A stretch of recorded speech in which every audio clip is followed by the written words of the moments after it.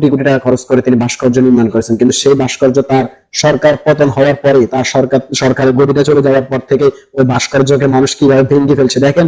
বাংলাদেশ সেনাবাহিনী পর্যন্ত ওই ভাস্কর্যটাকে ভেঙে ফেলতেছে, হাজার হাজার মানুষের ভাস্কর্য ভেঙে ফেলছে, কিন্তু কোটি টাকা খরচ করে ভাস্কর্য বানিয়ে লাভটা হয়েছে কি, যে ভাস্কর্যটা বানানো হারাম, কোনো মানুষের ভাস্কর্য দুনিয়াতে থাকতে পারে না, যার মূর্তি বানানো হোক না কেন সেটাই হারাম।